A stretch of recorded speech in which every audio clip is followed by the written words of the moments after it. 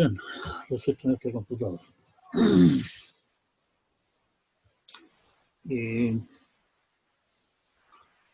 Bueno, después de la clase pasada me di cuenta que en realidad la explicación que aparece en el apunte que ustedes tienen respecto de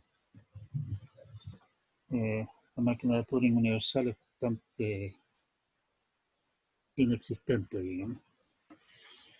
Así que lo que voy a hacer primeramente va a ser desarrollar más o menos rápidamente una, ¿cómo se llama? Una explicación de cómo podemos hacerlo, para que me crean.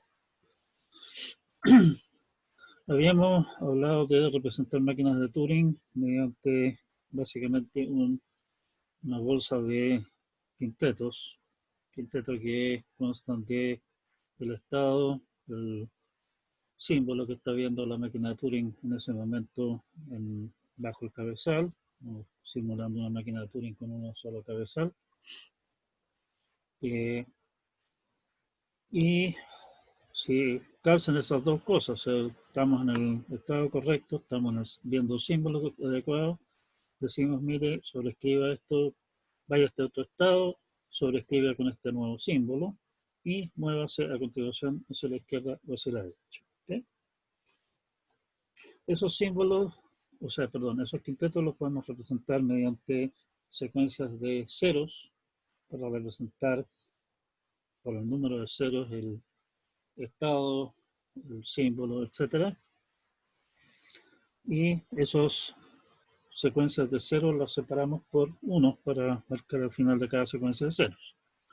Estamos contabilizando todas las cosas desde 1, o sea, los estados van contados desde 1 hasta el número de estados, los símbolos van contados desde 1 hasta el número, hasta 3. En este caso tenemos 3 símbolos solamente, 0, 1 y espacio, en las cintas posibles. Más direcciones, tenemos direcciones 1 y 2, izquierda y derecha, así que siempre vamos a tener que cada componente del quinteto es al menos un 0. No aparecen unos en ninguna parte, podemos separar los pedazos del quinteto mediante unos y no hay ningún problema. Para separar quintetos entre sí podemos usar, por ejemplo, 1, 1. O sea, quinteto, 1, 1, quinteto, 1, 1, que sigue. La exacta de todas esas cosas, en el fondo, es una manera de representar una máquina de Turing.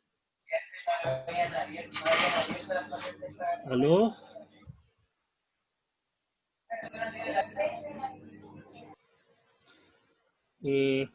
Bueno, entonces la exacta de todas esas clases de cosas es una representación posible de una máquina de Turing. Obviamente pueden haber muchísimas porque podemos renumerar los estados a gusto, salvo la restricción de que el estado 1 es inicial y el 2 es final.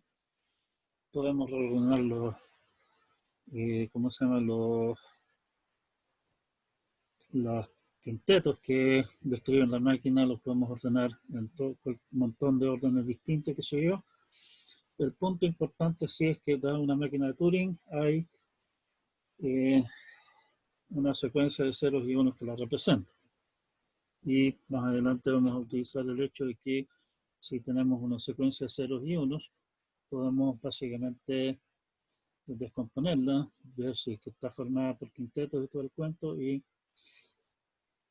los quintetos que aparezcan, ¿cómo se llama? Considerarlos como las representaciones de las movidas de una máquina de Turing y por lo tanto, dado una secuencia de ceros y unos, podemos decir que corresponde a una máquina de Turing. Claro, puede ocurrir que tengamos algún número que no tenga el formato correcto, digamos una secuencia que no tenga el formato correcto, en cuyo caso, simplemente para no complicarnos la existencia, suponemos que eso representa la máquina de Turing que tiene un estado inicial, un estado final y ninguna movida. O sea, en el fondo nunca hace ninguna movida y jamás acepta nada. Ahora, lo que nos interesa para llegar básicamente al mismo tipo de situación de que teníamos con el caso del holamundismo, de algo que toma como entrada un programa y datos de entrada, queremos representar un par, máquina de Turing, palabra, y ese par, máquina de Turing, palabra, se lo queremos pasar a una máquina de Turing que nos diga si es que esa máquina de Turing acepta esa palabra, sí o no. Estamos siempre pensando en que todo está representado mediante ceros y unos solamente. Bien, una opción simple de hacer eso es poner tres unos. La colección de quintetos que representan la máquina de Turing, cada quinteto separado del siguiente mediante 1, 1 y nuevamente tres unos. En nuestra representación de máquinas de Turing jamás van a aparecer tres unos seguidos, así que tres unos marcan el comienzo y tres unos marcan el final de la descripción de la máquina de Turing, y lo que venga después de los segundos tres unos en nuestra entrada es entonces los datos de entrada. Nuevamente, para simplificarnos la existencia, podemos decir que, o sea, está claro, estamos hablando del lenguaje universal. Nuestro lenguaje universal entonces es una cosa de esta forma: tres unos, la descripción de una máquina de Turing, tres unos y una palabra en binario. Si es que algo no corresponde con este formato, o sea, no comienza con tres unos, etcétera, bueno, simplemente eso no pertenece al lenguaje y rechazamos, se acabó el problema.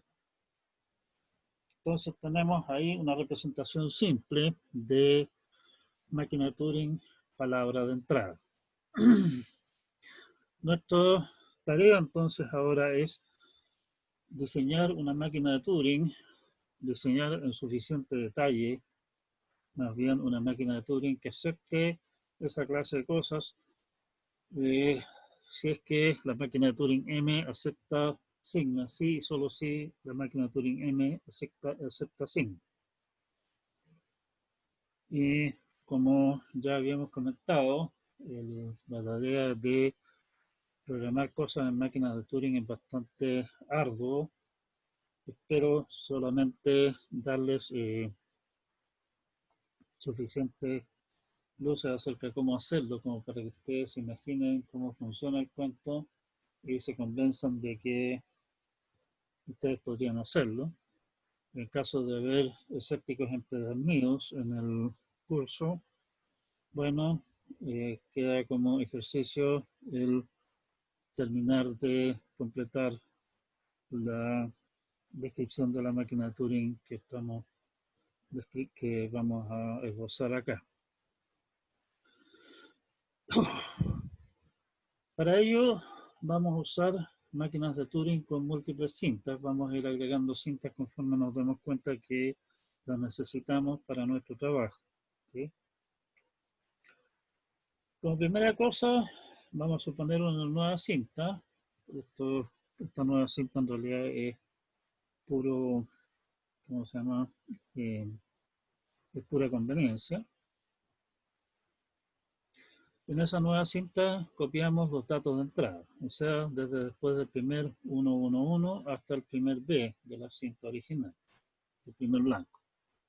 Esa va a ser nuestra cinta de trabajo principal. La cinta de los datos originales de entrada la vamos a utilizar simplemente como cinta que registra la máquina de Turing original, y los datos de entrada no los vamos a inflar más. El primer problema que se nos presenta es que para simular la máquina de Turing que queremos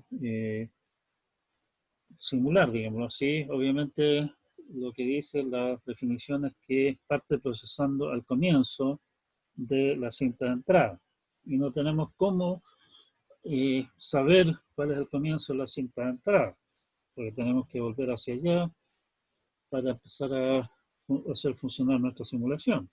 Bueno, la solución a ese problema es muy simple. Armémonos otra cinta más, y en esa otra cinta ponemos un 1 para el comienzo, y cada vez que copiamos un símbolo desde la cinta de entrada original a la cinta de trabajo, vamos anotando a continuación un 0. Cuando se acaban los datos de entrada, básicamente en esa cinta vamos a tener tantos ceros como datos de entrada tenemos, y antes de eso va a haber un 1. Bueno, entonces la tarea siguiente es simplemente irse devolviendo en la cinta de trabajo principal y en la cinta esta que contiene 1, 0, 0, 0 hasta llegar al 1 en la cinta que contiene la cuenta, digamos. Y con eso estamos entonces parados con el cabezal en la cinta principal al comienzo de los datos de entrada de la máquina de Turing correspondiente. Y tenemos entonces resuelto una primera parte de nuestro problema. La segunda parte de nuestro problema es que vamos a tener que simular el funcionamiento de la máquina de Turing, y para ello que tenemos básicamente nuestra cinta de entrada original, que va a ser nuestra cinta de programa, digámoslo así. Y para ello vamos a requerir en alguna parte registrar en qué estado está actualmente la máquina que estamos simulando. El símbolo que está viendo en el fondo es simplemente el símbolo bajo el cabezal de nuestra cinta de trabajo, así que con eso no hay problema. El otro dato que necesitamos, como digo, es el estado. Podemos utilizar una cinta para registrar el estado. Lo registramos simplemente como en la cinta hay un 1 y el número de ceros correspondientes al estado y otro 1 al comienzo de la cinta. Puede haber más basura después de eso, pero eso en realidad no nos importa porque no lo vamos a revisar, ¿sí? Si es que la cinta sale muy cara, bueno, entonces podemos reutilizar la misma cinta que habíamos utilizado para la cuenta originalmente. Si no, cómprense una cinta nueva y usan eso. Bien, primera cosa que tenemos que hacer entonces es decir, señores, nuestra máquina de Turing está en el estado inicial, o sea, en nuestra cinta que va a registrar el estado, grabar 101. Y el cabezal de la cinta de trabajo tiene que estar al comienzo, nos habíamos preocupado de dejarlo ahí, así que estamos listos para comenzar nuestro ciclo de simulación. Entonces, lo que hacemos es pararnos al comienzo de la cinta de, o sea, bueno, eso todavía un paso que nos falta, nos paramos al comienzo de la cinta de entrada original, o sea, en el 111 inicial, bueno, en realidad deberíamos haber también, mientras estábamos retrocediendo en la cinta de trabajo, deberíamos haber retrocedido en esa cinta de entrada original también, para evitarnos problemas y no saber dónde comienza la descripción. Supongamos que se hizo eso también, nos vamos entonces al comienzo de la descripción de la máquina de Turing, o sea, buscamos el 3 unos seguidos y estamos. Ya, entonces, estamos parados al principio los 3 unos en la máquina, en la cinta de entrada original, estamos parados en el primer símbolo de la máquina de la cinta de trabajo y estamos parados en el 1 antes del número de estado que corresponde a el estado en que está la máquina de Turing simulada en este momento. Y nos vamos en un ciclo. No deterministamente avanzamos hasta encontrar el comienzo de un quinteto, o sea, básicamente nos paramos justo después de dos unos que comienzan un quinteto. Elegimos en el fondo no deterministamente uno cualquiera de ellos. Nuestra siguiente tarea es verificar que el estado corresponde, lo que significa entonces avanzar en la cinta de estado y en la cinta eh, de entrada original, o sea, la cinta que describe la máquina, en paralelo, un paso a la vez hasta que encontremos unos en ambos. Si encontramos uno en solamente uno, bueno, quiere decir que nuestra elección de quinteto estaba mala y se descarta. Entonces, la situación en que estamos es que verificamos que estamos en el estado que este quinteto describe. A continuación revisamos qué es lo que está viendo el cabezal en la cinta de trabajo y verificamos que el símbolo registrado en el quinteto corresponde. Si en la cinta de trabajo hay un 0, verificamos que lo que hay a continuación es 0,1, o sea, símbolo número 1. Si es que estamos viendo un 1, verificamos que lo que viene a continuación es 0,0,1. El 1 termina esa parte del quinteto, obviamente. Y en caso de que el símbolo que está viendo bajo el cabezal debería haber 0,0,0,1. Estamos. O sea, hasta el momento entonces hemos verificado que el estado coincide, el símbolo coincide y por lo tanto es realmente un quinteto que es aplicable en la situación en que estamos. Nos toca entonces ahora llevar a cabo la movida. Para ello, lo que tenemos que hacer es copiar el estado, que es lo que viene a continuación en el quinteto, a nuestra cinta que registra estado.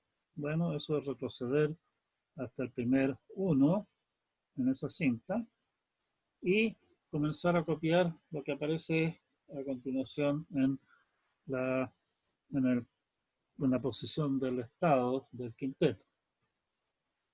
Perfecto.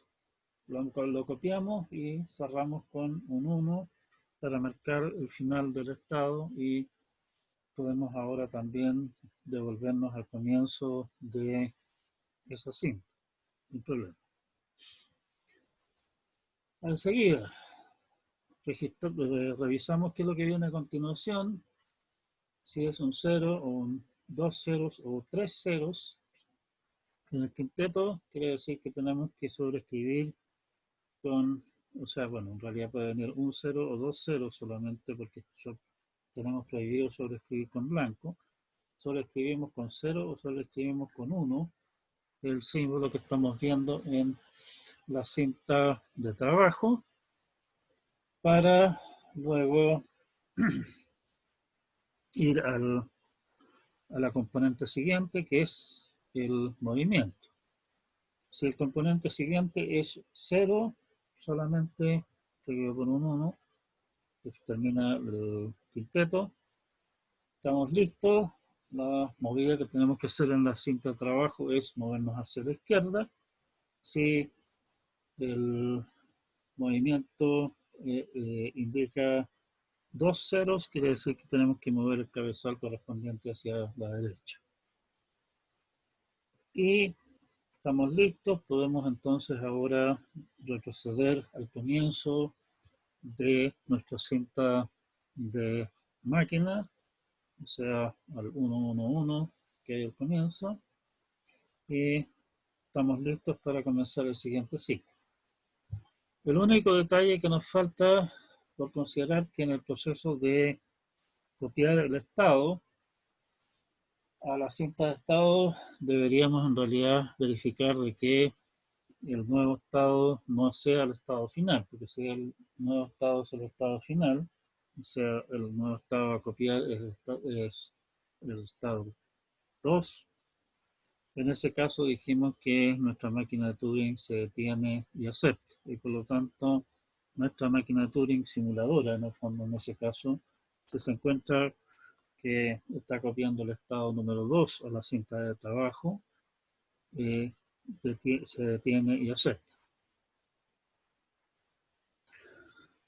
Y bueno, estamos entonces listos para comenzar otra ronda de simulación de nuestra máquina de Turing sobre los datos de entrada. Está claro que si nuestra máquina de Turing que estamos simulando se detiene porque se queda sin posibilidades de movida, también nuestra máquina de Turing simuladora se va a quedar sin posibles movidas, o sea, simplemente no va a encontrar ningún quinteto que calza y por lo tanto se queda sin nada que hacer y se detiene sin aceptar. Si es que nuestra máquina de Turing que estamos simulando se le ocurre tratar de retroceder hacia la izquierda, estando parada en la primera posición de la cinta, bueno, nuestra máquina de Turing que está simulando todo este cuento le va a ocurrir exactamente eso mismo, se va a caer hacia el lado izquierdo, digamos, de la cinta de trabajo, y eso también significa que esa máquina de Turing se traba y se detiene sin aceptar. Finalmente, si nuestra máquina de Turing que estamos simulando con estos datos de alguna manera se mete en un ciclo infinito, bueno, nuestra simulación lo que va a ser precisamente seguir digamos, ese mismo ciclo infinito y tampoco se va a detener y tampoco va a aceptar. Vale decir, con esta construcción, que es un enredo bastante grande, pero sí es bastante sencillo, como ustedes pueden ver, estamos en condiciones de simular el funcionamiento de cualquier máquina de Turing sobre sus datos de entrada fielmente. Si la máquina de Turing simulada acepta, esta cosa acepta. Si la máquina de Turing simulada no acepta, esta construcción no acepta. A esa máquina de Turing que hace esa pega, digamos que nuestra versión particular de hacer este cuento, le vamos a llamar U, por universal. Es universal en el sentido de que no está amarrada a hacer lo que hace una máquina de Turing particular, sino que es capaz de hacer lo que hace cualquiera. Y esta máquina de Turing U y otras máquinas de Turing especializadas, entre comillas, que vamos a ir construyendo, las vamos a suponer de alguna manera como posibles subrutinas, digámoslo así, de algunas de las construcciones que vamos a hacer más adelante. Estamos. Como les digo, en realidad a mí no me importa que hagan la construcción o que la entiendan en detalle tampoco, es bastante enredada, digamos, eso está claro. El punto importante es que se puede hacer, no es algo completamente descabellado. Y la construcción en realidad sí son operaciones bastante sencillas. Estamos entonces.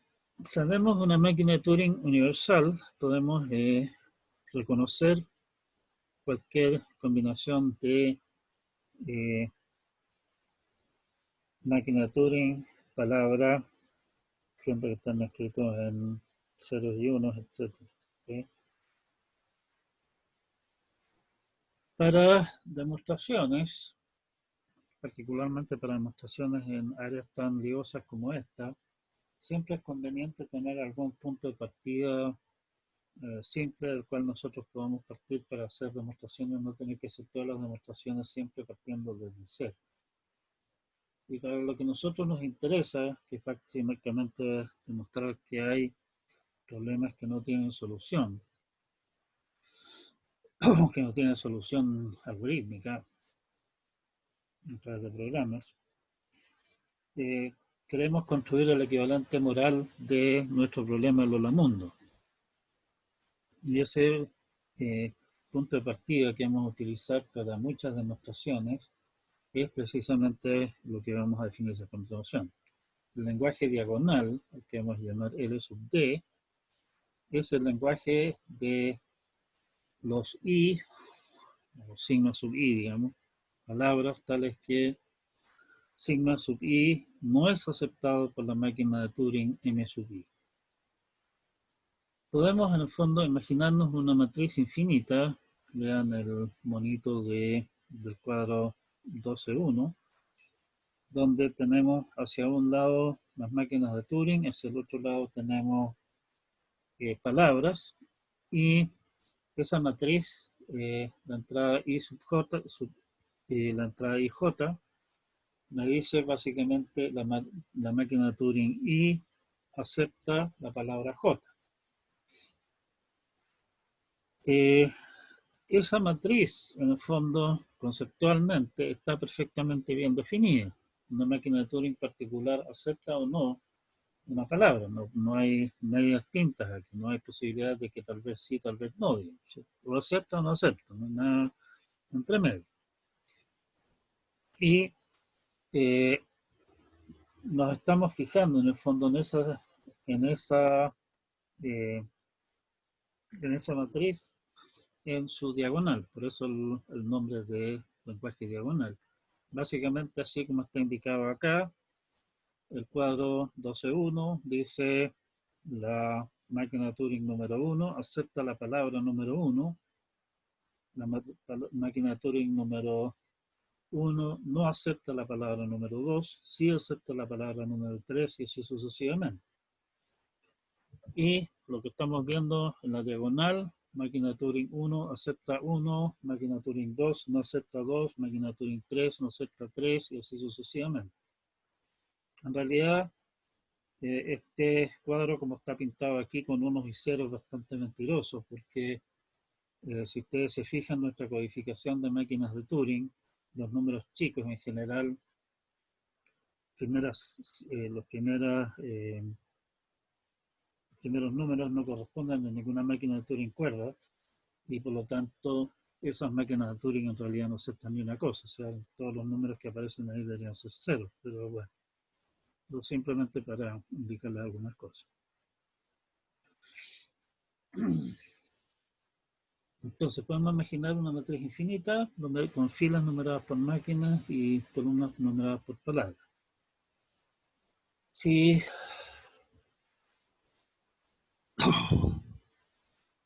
Ya, eso es lo que habíamos dicho. Entonces, el lenguaje diagonal en el fondo es exactamente lo contrario de lo que aparece en esa, ¿cómo se llama? En esa matriz. O sea, si la máquina de Turing I acepta la palabra I, entonces esa I, ese sigma sub I, no pertenece al lenguaje diagonal y viceversa.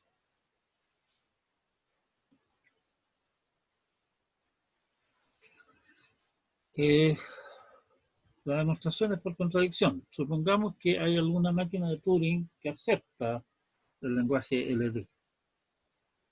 Bueno, si M es una máquina de Turing, esa máquina de Turing podemos, en el fondo, transformarla mediante nuestra codificación en un número, digamos, y decir, oiga, esta máquina de Turing es la máquina de Turing número I. Y podemos entonces preguntarnos qué es lo que pasa con esa máquina de Turing I, qué cosas acepta. ¿Sí?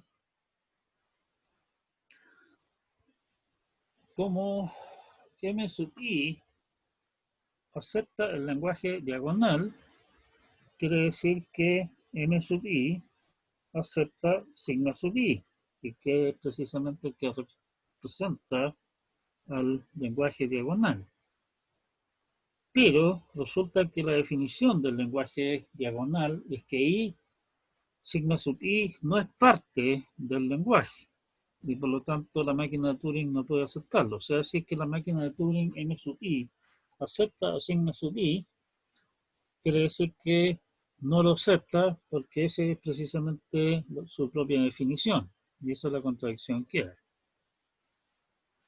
hay. Por favor, denle un par de vueltas a esto. No es tan completamente marciano como parece, pero tiene sus cachirulos, digamos, que vale la pena entender bien. El teorema 12.1 en realidad deberíamos haber esperado alguna cosa de ese tipo. Sabemos que el conjunto de palabras sobre sigma es un conjunto numerable. El conjunto de lenguajes sobre sigma no, por el teorema de Cantor, vean sus apuntes de matemática de las estructuras discretas. Hay más subconjuntos de sigma asterisco que elementos de sigma asterisco. En particular, como sigma asterisco es un conjunto numerable, infinito numerable, quiere decir que el conjunto de subconjuntos de sigma asterisco tiene que ser un conjunto no numerable. Tiene que haber más elementos en subconjuntos de sigma asterisco que elementos de sigma. Lo cual significa que tiene que haber lenguajes para los cuales no hay ninguna máquina de Turing que los acepte. Lo cual es un tanto contraintuitivo, como decíamos cuando hablábamos del problema de la mundo y todo ese cuento, pero en realidad es bastante esperable, digamos, en vista de lo anterior. La parte que es un tanto sorprendente, ¿sí?, es que hayan lenguajes que nosotros podemos de alguna manera describir en forma relativamente natural y simple y que resultan, que resultan entendibles y de importancia práctica innegable, que no son, eh, no son decidibles. ¿Sí? Aquí en realidad he estado trabajando un poco en el apunte, haciendo algunas modificaciones de notación, así que no voy a tener que disculparme. En su apunte, esto se llama lenguajes recursivamente numerables y recursivos, que son los nombres originales de estos conjuntos, que viene de la prehistoria, de toda esta teoría. Últimamente se ha impulsado la idea de modernizar la nomenclatura, llamar los lenguajes computablemente enumerables y computables. O sea, bueno, eso. Lo recursivamente enumerable es porque mucho lo que originalmente era la computación, digamos, se entendía como recursión, y por eso le llamaban recursivo todo eso en tiempos originales, antes de que existieran los computadores como tal. Entonces, nuestra definición dice que un lenguaje se llama computablemente numerable o recursivamente numerable en la nomenclatura antigua, aunque vamos a abreviar CE o RE, si es que hay una máquina de Turing que lo acepta. ¿Sí? Tenemos ya EDD, que es una demostración de que hay lenguajes que ninguna máquina de Turing acepta. O sea, por lo tanto, esta definición no es una amenaza vacía. Hay lenguajes que son no recursivamente enumerables o no computablemente enumerables en la nomenclatura nueva. Otra clase de lenguajes que a nosotros nos interesa sobremanera en realidad, son aquellos lenguajes para los cuales hay alguna máquina de Turing que siempre se detiene y que acepta el lenguaje. Lo que todavía no está claro, en realidad, es si hay tales cosas. O sea, bueno, en realidad es bastante claro que tales cosas hay. Porque, por ejemplo, el lenguaje vacío, podemos construir una máquina de Turing que, perdón, no el lenguaje vacío. Los lenguajes regulares, por ejemplo, podemos construir un autómata finito que acepta el lenguaje, y ese autómata finito, en el fondo, si ustedes lo miran, es una versión muy, muy rudimentaria de una máquina de Turing, solamente se puede mover hacia la derecha, etc. Y eso demuestra que esa clase de lenguajes al menos son lenguajes que son computables. ¿Sí? Por lo tanto, está el tema de que sabemos que hay lenguajes que no son computablemente enumerables, sabemos que hay lenguajes que son computables, pero está el camino intermedio. O sea, realmente habrán lenguajes que son computablemente enumerables, pero no son computables.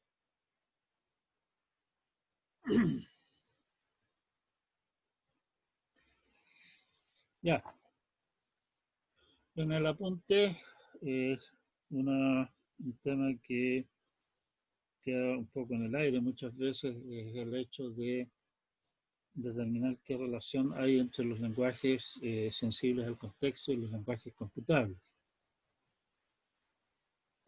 Resulta que con la misma tecnología que estamos utilizando arriba para demostrar que hay lenguajes que no son computables, podemos demostrar que hay lenguajes que son computables pero no son sensibles al contexto. O sea, en ese sentido, nuestra jerarquía Chomsky, que parecía ir bien de la mano de las cosas que íbamos estudiando, en este caso se nos cae. Los lenguajes sensibles al contexto no son equivalentes a los lenguajes sensibles, perdón, no son lenguajes recursivos, no son o computables, no son equivalentes a los lenguajes sensibles al contexto. Lo siento de haberlo decepcionado. Vean la demostración en el apunte que en realidad es, es relevante, pero no tan, no nos desvía un poco de nuestro camino.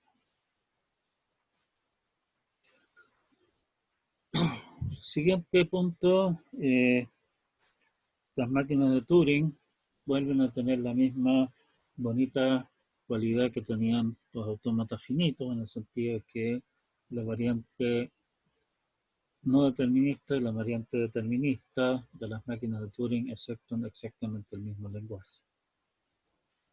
Y ese va a ser nuestro, ¿cómo se llama?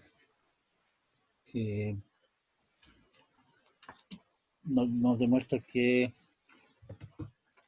ese punto va a ser importante en muchas de las cosas que vienen a continuación.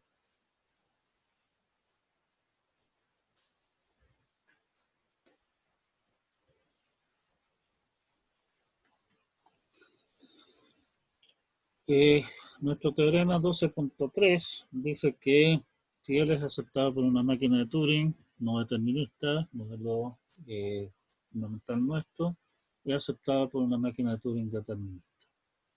Obviamente, para no complicarnos demasiado la existencia, vamos a suponer simplemente que tenemos un alfabeto lo suficientemente grande como para que no nos moleste las cosas acá.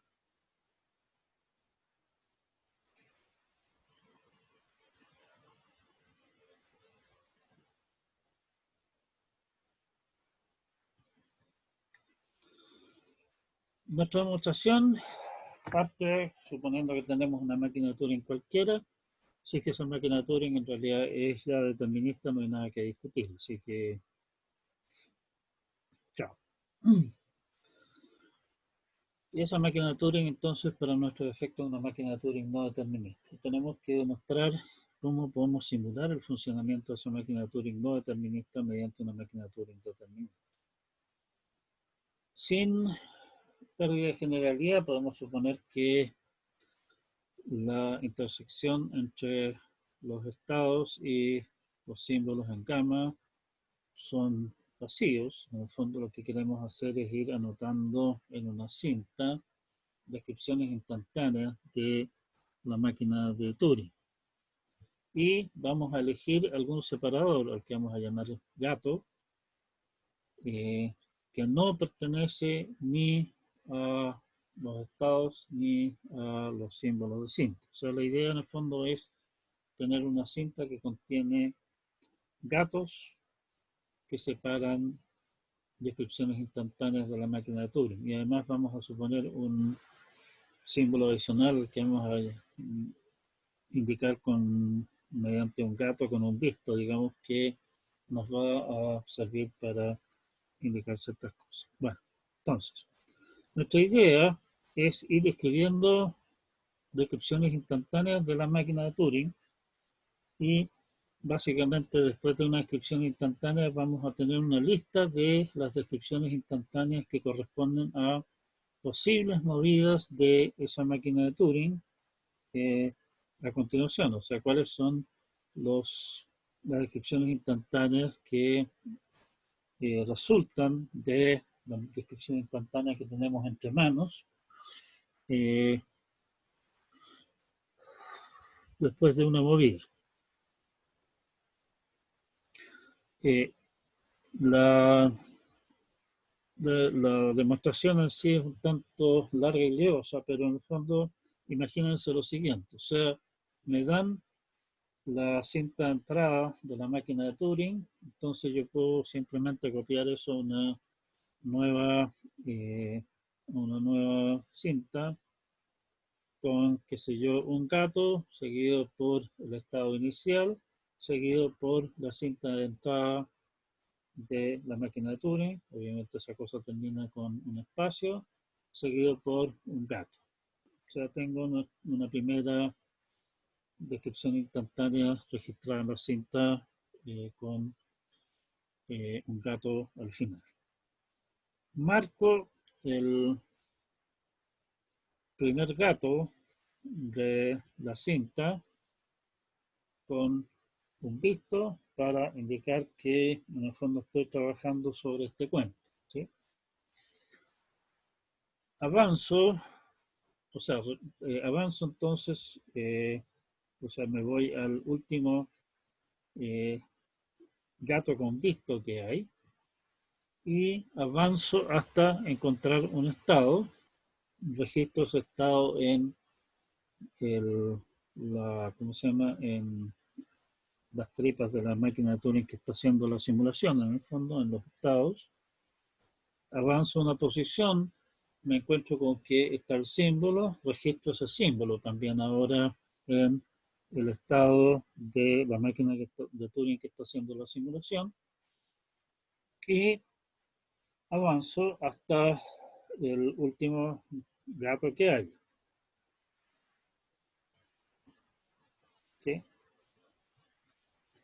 Después de ese último gato que hay, en el fondo anoto la copio, digamos, lo que hay en la cinta entre el gato con visto que estaba revisando precisamente hasta el gato, lo copio acá, a continuación de todo lo que hay en la cinta en este momento, y en el momento que llego, digamos, a donde está el estado y el símbolo correspondiente, hago los cambios de pie correspondientes para registrar la siguiente movida de la máquina de Turing que estoy simulando. Vuelvo al comienzo y copio el resultado de la siguiente movida para ese estado y símbolo. A continuación, copio al final de la cinta el siguiente hasta que se me acaban las combinaciones de movida posible para este. Una vez que haya hecho eso, terminé con esta descripción instantánea, marco con un gato su final, básicamente para indicar que estoy trabajando sobre la siguiente y hago lo propio. Si ustedes se fijan, lo que estoy haciendo es para la primera descripción instantánea, estoy copiando a continuación todas las segundas, los posibles segundos descripciones instantáneas de la máquina de Turing correspondiente. Para la primera de las segundas descripciones posibles de la máquina de Turing, descripción instantánea de la máquina de Turing que estoy simulando, estoy copiando todas las terceras posibilidades, entonces, a continuación de lo que había, después para la segunda, la alternativa para primer paso y así sucesivamente. O sea, en términos de lo que ustedes vieron en la estructura de datos como recorrido de árboles. Estamos haciendo un recorrido a lo ancho del árbol de posibles descripciones instantáneas de la máquina de Turing. El punto está en que si en algún momento el cuento llega a un estado final, la máquina de Turing que estoy simulando, yo puedo hacer que mi máquina de Turing que está llevando a cabo todo este proceso, que claramente es un proceso perfectamente determinista, en ninguna parte estoy diciendo ahora adivine tal o cual cosa, sino que simplemente vaya copiando y vaya modificando la primera modificación, la segunda, la tercera, qué sé yo, en orden. Está claro de que eh, como estoy haciendo un recorrido a lo ancho del árbol, en el camino más corto que lleve a una situación de que la máquina de Turing simulada acepta, voy a encontrarme con que estoy registrando el estado final de esa máquina y por lo tanto puedo decir, ajá, aceptamos. La máquina de Turing que estoy esbozando así es una máquina de Turing claramente determinista porque no tiene nada, como digo, en la cual estemos adivinando nada, sino que simplemente estamos siguiendo paso a paso todos los, todas las, ¿cómo se llama? Todas las movidas posibles del cuento. ¿Sí? Como estamos haciendo un recorrido a lo ancho, está garantizado que vamos a encontrar el camino más corto para aceptar. En particular, no corremos el riesgo de que el cuento se nos vaya, que sería un riesgo en el caso de que, por ejemplo, al hacer la simulación siempre elijamos el primer camino y nos devolvamos solamente en caso de que nos encontremos con que el cuento no funciona, nos tiremos a seguir una rama infinita, con lo cual nuestra simulación jamás se detiene, a pesar de que en la rama del dado se detiene y acepta. ¿Sí? O sea, tenemos entonces una manera de simular mediante una máquina de Turing determinista una máquina de Turing no determinista cualquiera. Lo que significa que en términos de capacidad de hacer cosas son equivalentes. Si una máquina de Turing no determinista puede hacerlo, lo puede hacer una máquina de Turing determinista también.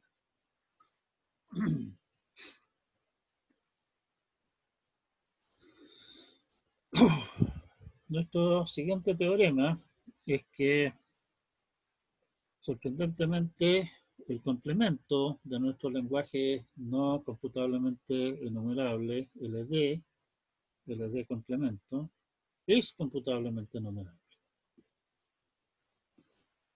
Eh, Hay dos maneras de ver esto. Una manera que vamos a utilizar con cierta frecuencia para demostrar cosas al respecto de esto, que eh, en el fondo corresponde a recorrer todas las alternativas de esa matriz infinita que habíamos descrito en orden, de tal manera que los revisemos todos, pero sin perdernos, por ejemplo, decir, oye, revisemos primero la fila 1. El problema es que la fila 1 no termina nunca y por lo tanto jamás vamos a terminar de revisar la fila 1 para comenzar a trabajar sobre la fila 2. Nuestra idea es, básicamente, podemos enumerar LD, básicamente dar una lista en la cual van a aparecer todos los, perdón, no LD, sino que LD complemento, hacer una lista en la cual aparecen todas las palabras que pertenecen a LD complemento.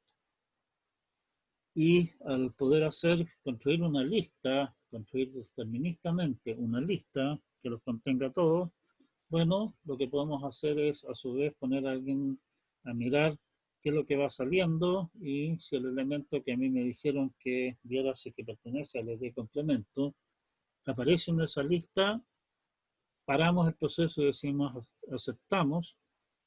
Si es que no está, bueno, no aparece nunca y simplemente va a seguir calculando y calculando y calculando y jamás se va a detener y por lo tanto no lo acepta.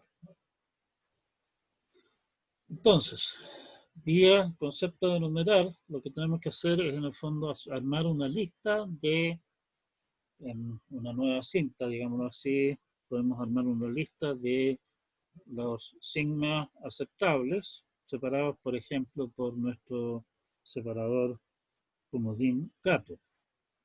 Entonces, lo que hacemos es ejecutar la máquina Turing M sub 1 sobre sigma sub 1 por un paso. Si es que M sub 1 acepta sigma sub 1 en un paso, copiamos básicamente sigma sub 1 como aceptable, digamos, y seguimos adelante. Enseguida, ejecutamos M sub 2 sobre sigma sub 2 por un paso. Si ustedes se fijan, lo que teníamos primero es máquina Turing 1, sigma 1, un paso. O sea, primero tenemos todas las posibilidades de tres números que suman 1. Enseguida, vamos por todas las combinaciones de tres números que suman, estoy medio enredado aquí, que suman 3, después todas las que suman, deberíamos ir por todas las que suman 4, o sea, aquí estamos mal. Deberíamos ejecutar M2 sobre sigma sub 1 por un paso, simular M sub 1 sobre sigma 2 por un paso y así sucesivamente, ¿sí? O sea, ir revisando todas las posibilidades de todas las combinaciones de tres números que suman que suman 3, que suman 4, que suman 5 y así en orden. De esa manera, tengo garantizado que voy a revisar tarde o temprano todas las combinaciones posibles de, o sea, cualquier combinación posible que ustedes me den de máquina de Turing, es cinta de entrada y número de pasos, es un número finito, digamos, la suma de las tres cantidades, por lo tanto, en un número finito de pasos voy a encontrarme con esa combinación, la voy a revisar y si es que esa máquina de Turing en ese número de pasos acepta esa palabra, estamos en condiciones de decir si esta palabra pertenece a LD complemento. O sea, en un plazo finito, una máquina de Turing determinista en este caso, reconoce, o sea, sí, reconoce que es capaz de determinar si es que la palabra está en el lenguaje.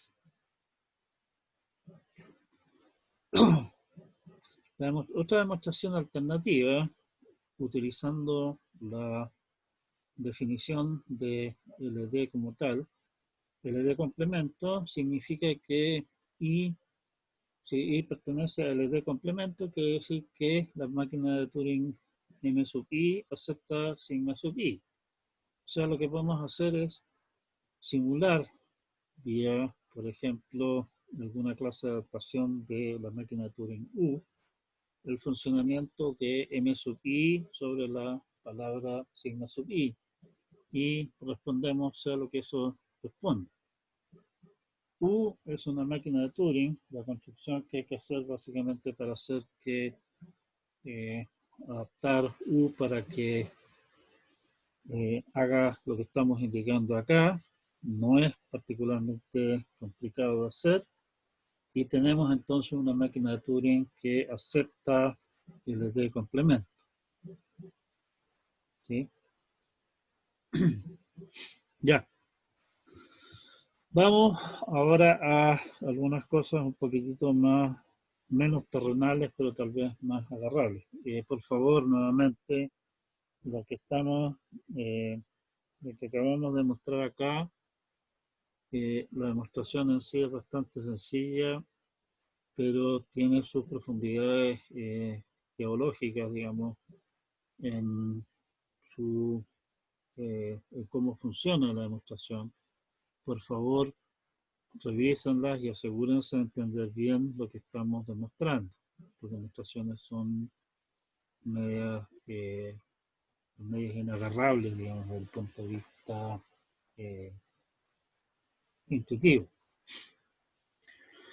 Bueno, vamos a algunas cosas que son posiblemente más etéreas aún, pero que tienen la ventaja de que sus demostraciones son más entendibles, quizás. Si L es computablemente numerable y también lo es su complemento, L complemento, entonces ambas son computables. Vamos, como siempre, que no tenemos mucho de dónde agarrarnos, partamos por nuestras definiciones básicas. Que L sea computable significa que hay una máquina de Turing, llamémosle M, que acepta L. Por lo tanto, si una palabra pertenece a L, esa máquina de Turing M la echamos a correr sobre esa palabra y tenemos la garantía que se va a tener un plazo finito y me va a decir si pertenece. De la misma manera, si L es complemento, es computacionalmente numerable, quiere decir que hay una máquina de Turing que vamos a llamar relativamente M complemento, que en un plazo finito me dice no si esta palabra pertenece a L complemento, que es lo mismo que decir si en un plazo finito me dice si no, esta palabra no pertenece a L en un plazo finito. Bueno, entonces todo lo que tenemos que hacer es en el fondo poner a correr en paralelo la máquina de Turing L, M y la máquina de Turing M complemento sobre la misma palabra, lo cual en castellano, digamos, lo podemos hacer por la vía de copiar los datos de entrada a dos cintas y enseguida simular el funcionamiento de M en una de las cintas y el funcionamiento de M complemento en la otra, en paralelo o alternadamente, como ustedes prefieran, mediante una máquina de Turing multicinta. Como tenemos la garantía que las dos máquinas de Turing se detienen en un plazo finito, si es que la palabra pertenece al lenguaje correspondiente, no tenemos idea de qué es lo que hacen si es que la palabra no pertenece, pero no nos interesa. Resulta que una de esas dos, M o M complemento, se debe detener primero. Bueno, la primera que se detenga me dice si es que nuestra palabra pertenece al lenguaje L. Si es que se detiene M y acepta, quiere decir que la palabra del caso pertenece al lenguaje L. Si es que se detiene M sin aceptar, quiere decir que pertenece al complemento.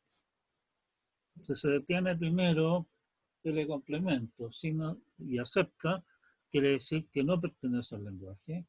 Si es que se detiene primero la máquina para L complemento sin aceptar, quiere decir que pertenece al lenguaje. Todas estas cosas van a tener que ocurrir en un plazo finito, por las garantías que tenemos. Por lo tanto, los dos son los dos lenguajes, en el fondo, L y L complemento, son los dos computables.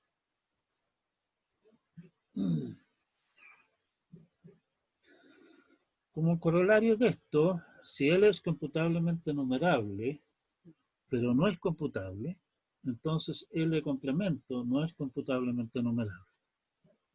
Y eso en el fondo nos dice que eso que estábamos en el fondo todavía teníamos en el aire, hay lenguajes que son aceptados por máquinas de Turing, pero que ninguna máquina de Turing es capaz de decidir. Hay lenguajes que son computablemente numerables, pero no computables. El LD complemento es precisamente un ejemplo de eso. El LD complemento es computablemente numerable, su complemento es que ese LD no es computablemente numerable, por lo tanto LT no puede ser computable.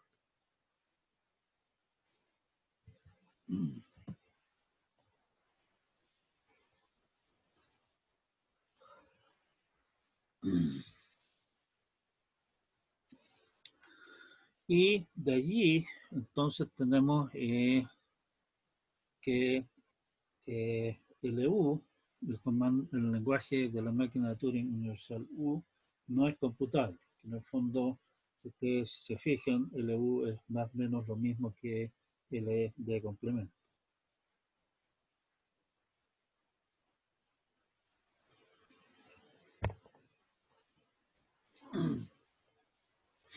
La discusión previa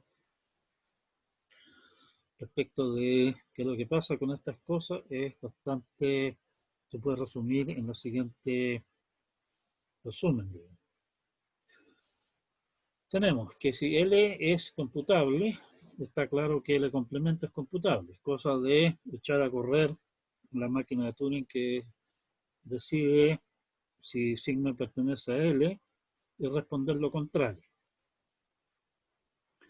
Si L y L complemento son ambos computablemente numerables, quiere decir que ambos son computables. Ese es nuestro gran teorema anterior.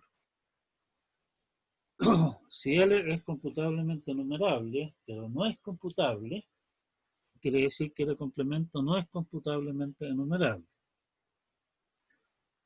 Y si L no es computablemente enumerable, L complemento no es computable.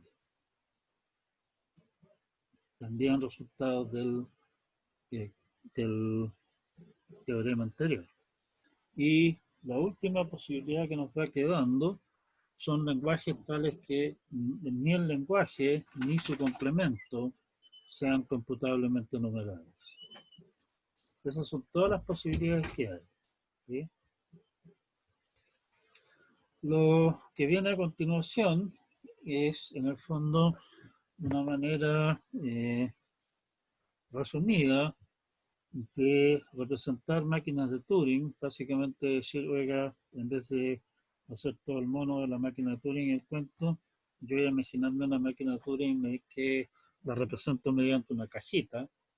Esa cajita tiene una entrada, que son los datos de entrada de la máquina de Turing, y tiene una salida que básicamente es sí o no, para representar máquinas de Turing que siempre se detienen. Básicamente estamos poniendo de que cualquier salida que genera la va a generar es alguna de esas salidas en un plazo finito. Para representar máquinas de Turing que posiblemente no se detengan, vamos a utilizar simplemente, vamos a usar una cajita con solamente una salida así. Básicamente lo que estamos diciendo es, para simplificarnos la existencia, vamos a suponer que la máquina de Turing o se detiene y acepta, si es que va a aceptar, o se, para rechazar lo hace por la vía de meterse en un ciclo infinito. Para no tener que estarnos enredando con la situación, sí, pero es que a veces podría decir que sí, pero otras veces, o sea, puede decir que sí, pero a veces dice que no y a veces se queda en un ciclo. Vamos a suponer simplemente para uniformidad, digamos que si acepta, acepta, y si no acepta, lo hace por la vía de no detenerse. Y entonces lo que vamos a hacer como notación gráfica, en el fondo la idea es esas mismas cosas que habíamos estado diciendo antes, representarlas mediante cajitas. Una caja que representa una máquina de Turing que posiblemente adentro tenga otras cajas que son otras máquinas de Turing. Que eso corresponde precisamente a, en el fondo, tomar una máquina de Turing y incorporarla dentro de la construcción de una máquina de Turing más grande. En realidad, si no, siendo una pizarra, digamos, a la mano, para poder hacer monos y cosas de esa clase. Es medio complicado explicar esto así en este medio, así que vamos a tener que dejar este cuento hasta acá. Por favor, echando una mirada a la sección 12.2 de cómo hacer demostraciones cajitolísticas de máquinas de Turing y temas de decibilidad, computabilidad y ese tipo de cosas, ¿sí? Lo que hace en el fondo esta sección inicialmente es partir repitiendo muchos de las demostraciones que hemos hecho antes, pero con esta tecnología como para demostrar cómo se usa. ¿Sí? Ya, sí. Quedamos entonces con la tarea de revisar bien los conceptos, las demostraciones que hemos hecho. Si es que hay dudas al respecto, por favor, las plantean a través del Moodle o tal vez preferentemente las conversamos al comienzo de la próxima clase. Ya con la tarea adicional de terminar de leer el capítulo y entender bien cómo funcionan las demostraciones vía cajitas. En realidad no es nada nuevo, digamos, pero es una manera cómoda de representar ciertas cosas que de otra manera son bastante complicadas de explicar. Si es que hay consultas o algo, dediquemos un par de minutos a eso, si no, terminamos acá con nuestra reunión de hoy.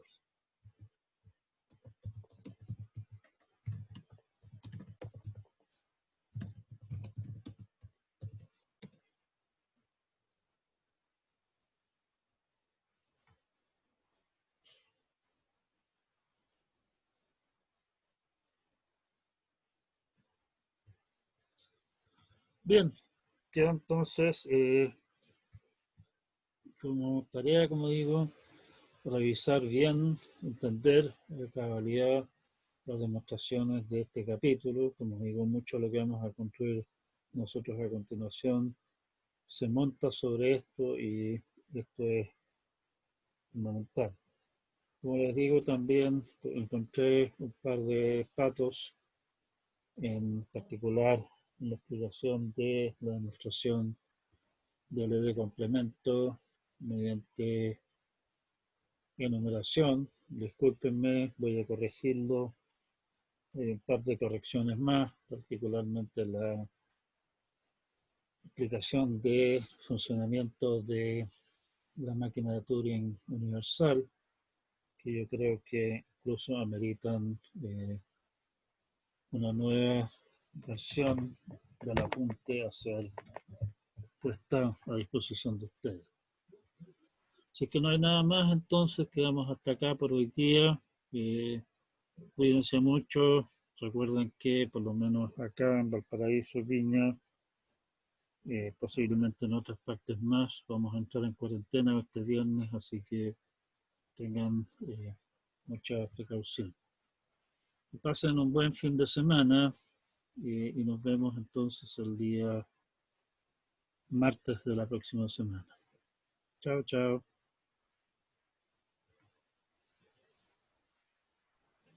Chao, profe.